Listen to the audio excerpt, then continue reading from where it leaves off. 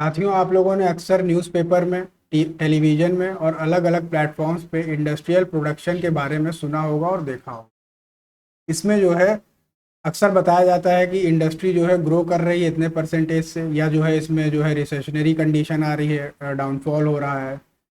ये इंडेक्स के ही बारे में आज हम इस वीडियो में सीखने वाले हैं। इंडेक्स ऑफ इंडस्ट्रियल प्रोडक्शन आखिर ये है क्या, इसके कंपोनेंट्स क्या हैं, और एग्ज़ाम पॉइंट ऑफ व्यू से यानी कि जो एमसीक्यू बेस्ड क्वेश्चन आते हैं उसके हिसाब से हम जो है देखेंगे इस वीडियो में। Hello and welcome you all to economics preparation YouTube channel. और विदाउट वेस्टिंग एनी टाइम हम इस वीडियो को जो है जल्दी से करेंगे। मेरा भी एक यूट्यूब चैनल है एग्ज़ाम इकोनॉमिक्स नाम का, इस पर भी आप लोग विजिट कर सकते हैं और इसको सब्सक्राइब कर सकते हैं। ये मेरा एकेडमिक बैकग्राउंड है, BCom, MA in economics and bachelor in education यानी कि बीएड जो है अभी परस्यूइंग ही है मेरा। और वैसे तो लिंक सारी इस वीडियो के नीचे डिस्क्रिप्शन में आपको मिल जाएंगी, टेलीग्राम वगैरह की, और इंस्टाग्राम पे भी आप अगर जुड़ना चाहते हैं तो जुड़ सकते हैं। चलिए शुरू करते हैं। इंडेक्स ऑफ इंडस्ट्रियल प्रोडक्शन जो है एक इंडेक्स है जो पूरी इंडस्ट्री का जो है growth over a period of time दिखाता है। यानी कि एक इंडस्ट्री में और भी कई सारे जो सेकेंडरी सेक्टर है हमारा, जिसमें विभिन्न प्रकार की इंडस्ट्रीज़ हैं, वो सारी इंडस्ट्रीज़ इसमें जो है शामिल होती हैं। और एक इंडेक्स आता है with in a period of time. Generally इसको हर मंथली जो है इसको रिलीज़ किया जाता है। वही है हमारा आईआईपी। इसको जो है सीएसओ द्वारा बनाया जाता है, सेंट्रल स्टैटिस्टिकल ऑर्गेनाइजेशन, जो कि ministry of statistics and programme implementation के तहत काम करती है। मॉस्पी के तहत, ministry of programme implementation, ministry of statistics and programme implementation. ये कंपोजिट इंडिकेटर है जो ग्रोथ रेट ऑफ इंडस्ट्री को जो है दो ग्रुप्स में क्लासिफाई करता है। एक तो पहला ब्रॉड सेक्टर से और दूसरा यूज बेस्ड सेक्टर से। तो ब्रॉड सेक्टर में इन्होंने माइनिंग डाल रखा है, मैन्युफैक्चरिंग यानी कि उत्पादन, विनिर्माण और बिजली को डाल रखा है। और बचे हुए यूज बेस्ड सेक्टर में बेसिक गुड्स हैं, कैपिटल गुड्स हैं और इंटरमीडिएट गुड्स हैं। ये तो इसका हो गया इंडेक्स का क्लासिफिकेशन। दो क्लासिफिकेशन है, एक ब्रॉड सेक्टर्स को इंक्लूड किया गया है जिसमें तीन चीज़ें हैं, और एक यूज बेस्ड सेक्टर्स को जिसमें जो है गुड्स को basic goods, capital goods and your intermediate goods. इस इंडेक्स का जो बेस ईयर है वो 2011-12 है। पहले इसका इंडेक्स जो है 2004-5 था, जो कि बदल दिया गया है। और इस इंडेक्स में जो है 8 कोर इंडस्ट्रीज जो हमारी होती हैं उसका वेटेज सबसे अधिक है, लगभग 40%।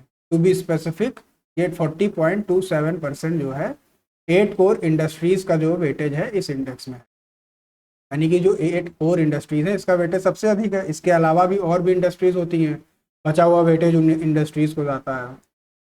तो इसमें 8 कोर इंडस्ट्रीज में हम देख लें क्या क्या है। इलेक्ट्रिसिटी है, स्टील है, रिफाइनरी प्रोडक्ट्स है, क्रूड ऑयल है, कोल है, सीमेंट है, नेचुरल गैस है, फर्टिलाइजर है। इसी को जो है हम अभी सीखेंगे कि कैसे इन 8 कोर इंडस्ट्रीज को जो है आसान तरीके से याद किया जाए। एक अंतर्राष्ट्रीय लेवल पर एक संस्था है, यूनाइटेड नेशंस स्टेटिस्टिक्स डिवीजन।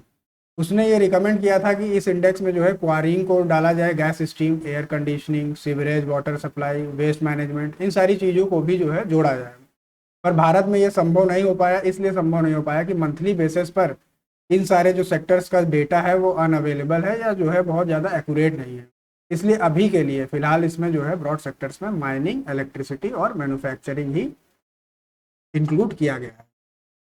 अब इस इंडेक्स का सिग्निफिकेंस क्या है। आईआईपी जो है बताता है भौतिक उत्पादन का, फिजिकल वॉल्यूम ऑफ प्रोडक्शन। देश में जो भौतिक उत्पादन होता है गुड्स एंड सर्विसेज, सर्विसेज नहीं सिर्फ गुड्स का, चीज़ों का सेकेंडरी सेक्टर द्वारा देश में, वो ये बताता है।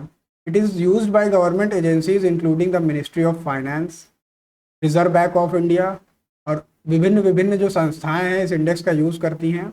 और उसका यूज़ किस लिए करती हैं? एस्टीमेट्स निकालने के लिए, जीडीपी एस्टीमेट्स निकालने के लिए, चाहे वो क्वार्टरली हो, चाहे वो ईयर ऑन ईयर बेसिस हो।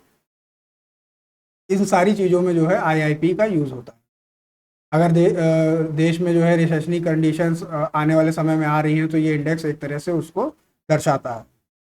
अब जो 8 कोर इंडस्ट्रीज़ हैं और उसका जो वेटेज है वो हम देखेंगे और याद करेंगे, बहुत आसान ट्रिक्स है। इसमें इंडस्ट्रीज़ में आपको पता है coal, crude oil, natural gas, refinery, steel, cement, fertiliser और इलेक्ट्रिसिटी। क्वेश्चन ये भी आ सकता है, निम्न में से कौन सा 8 कोर इंडस्ट्रीज़ में नहीं है? 3 सही और 1 गलत। तो इसके लिए हमको ये 8 कोर इंडस्ट्रीज़ जो है पता होना चाहिए। और एक क्वेश्चन ये भी है इसमें कि जो इसका हाईएस्ट वेटेज है 8 कोर इंडस्ट्रीज़ में वो किसके पास है? तो वो है रिफाइनरी प्रोडक्ट, और जो लोवेस्ट है वो है फर्टिलाइज़र के पास। तो इसके जो फर्स्ट अल्फ़ाबेट हैं बस उसी से हमारी ट्रिक बन जाएगी।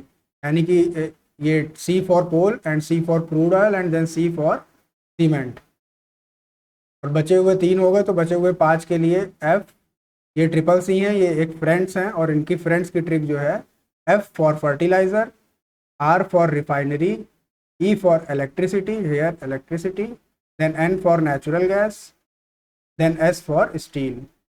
ये एक सिंपल सी ट्रिक है, इसी के तहत जो है आप ये 8 कोर इंडस्ट्रीज़ को हमेशा के लिए याद कर लीजिए, ट्रिपल C फ्रेंड्स, और इसको जो है अपने इंडस्ट्री वाले नोट्स में कहीं भी जो जाके ऐड कर लीजिए। 8 कोर इंडस्ट्री, इसमें जो हाईएस्ट वेटेज है वो किसके पास है ये हम याद रखेंगे, लोवेस्ट वेटेज है वो किसके पास है याद रखेंगे।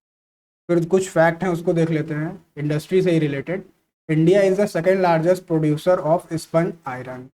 आयरन ओर से जो है स्पंज आयरन बनता है, सेकेंड लार्जेस्ट प्रोड्यूसर है, मतलब 2002 से ही जो है इंडिया लगातार जो है highest producer of sponge iron.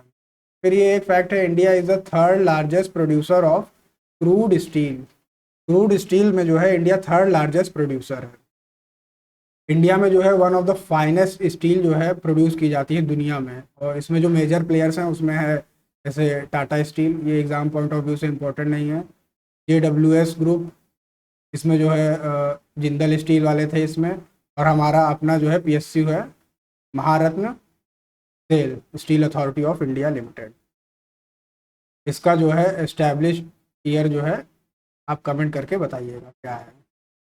First 5 year plan में ही इसको जो है इस्टेब्लिश किया गया। फिर एक क्वेश्चन है इंडस्ट्री से ही रिलेटेड, स्टील जो प्लांट्स जो थे फर्स्ट ईयर 5 में जो है इस्टेब्लिश किए गए थे उससे रिलेटेड है।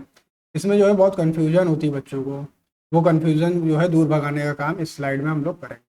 क्वेश्चन है मैच द फॉलोइंग, यानी कि जो स्टील प्लांट्स थे ये दूसरे देशों की सहायता से बने थे, जिसमें रशिया, यूनाइटेड किंगडम, जर्मनी। तो दुर्गापुर है, बोकारो है और राउरकेला है। तो दुर्गापुर को जो है याद करने का सिंपल सा तरीका है, दुर्गापुर जो स्थान जो है वेस्ट बंगाल में, आप सबको पता होगा। जो दुर्गा पूजा होती है इस समय नवरात्रि भी चल रही है, जो मेजर फेस्टिवल है वो वेस्ट बंगाल का है, दुर्गा पूजा यानी नवरात्रि। तो ये वेस्ट बंगाल में जगह है। और जो ब्रिटिशर्स थे वो सबसे पहले अपनी जो है जो साम्राज्य की जो उन्होंने नींव रखी थी वो कहाँ रखी थी, वो आप सबको पता है, कोलकाता में। तो इसमें जो है हेल्प की थी यूनाइटेड किंगडम में, UK ने। तो पहला तो हमारा ये सॉल्व हो गया, दुर्गापुर यूनाइटेड किंगडम। A में B, तो यहाँ भी है और यहाँ भी है। फिर जो बोकारो है उसको जो है रशिया ने सहायता की थी और राउरकेला ने जर्मनी में। यानी आंसर होगा हमारा B then A then C, B then A then C। Option B is correct option. इसको याद करने का अभी जो है और जो है थोड़ा क्लैरिफाई कर देते हैं। सोल्यूशन है यहाँ पे, the Rourkela steel plant was set up in 1959 Orissa में। देखिए राउरकेला उड़ीसा में, ये कैसे याद रखेंगे आप, क्योंकि भिल्लई भी है यहाँ पे, बोकारो हो गया और दुर्गापुर हो गया और राउरकेला हो गया, एक भिल्लई यहाँ पे जो है बचा जा रहा है। हमेशा क्वेश्चन इन्हीं चारों का आता है। तो राउरकेला की आप स्पेलिंग पे ध्यान दीजिए एक बार, ROURKELA, और जो ये कहाँ है, उड़ीसा में है, उड़ीसा। इसकी सहायता से, जर्मनी की सहायता से। इसको आप ऐसे टेबल बना के एक जगह लिख दीजिए तब भी नहीं भूलेंगे। देखिए OR और OR और OR यहाँ पे जो कॉमन है, तो इस तरह से आप याद रख लीजिए कि ये उड़ीसा का है। दुर्गापुर का मैंने आपको बता दिया जो है कि यूनाइटेड किंगडम द्वारा वेस्ट बंगाल में। और फिर ये बोकारो वाला जो है रशिया के कोलैबोरेशन से। बोकारो जो है छत्तीसगढ़ में है। इस स्लाइड में जो है बोकारो का जिक्र है। Bokaro was established during the third 5-year plan while steel plants were at Salem में बाद में बने, आने वाले समय में विजयनगर में, विशाखापट्टनम में, ये सारे जो है 4th 5-year प्लान में बने। इनसे क्वेश्चन नहीं आता। भिल्लई जो है एक स्टील प्लांट है जो झारखंड में है with the help of USSR। अब इसको याद करने का और एक तरीका आप जो है देख लीजिए, ये 2 स्टील प्लांट है, एक तो भिल्लई हो गया और बोकारो हो गया, चीज़ें जो है अपने आप आसान हो गई। 2 स्टील प्लांट हैं, दोनों का नाम B से है, दोनों किसकी सहायता से, रशिया यानी कि USSR से। अब भिल्लई वाला झारखंड में है, ये आप याद कर लीजिए, बोकारो वाला छत्तीसगढ़ में। इकोनॉमिक्स प्रिपरेशन जो मोबाइल एप्लीकेशन उस पर यूपी पीजीटी इकोनॉमिक्स का जो आने वाला एग्ज़ाम है आपका, उसका जो है टेस्ट सीरीज़ जो है बना लिया गया है, तैयार कर लिया गया है। और टेस्ट सीरीज़ जो है आप सेक्शनल टेस्ट दीजिए या जो मॉडल पेपर अवेलेबल हैं मोबाइल एप्लीकेशन पे, उस पर आप देखेंगे कि उसमें जो है सारा कुछ सोल्यूशन ग्राफ्स और जो जो भी एडिशनल इन्फॉर्मेशन है वो सारा जो है नीचे सोल्यूशन पार्ट में दिया गया है। इस टेस्ट में 8 फुल टेस्ट हैं और 3 सेक्शनल टेस्ट हैं। इसके बारे में जो है आने वाले समय में एक वीडियो आएगी, उसमें जो है और डिटेल में बताया जाएगा। Thank you very much.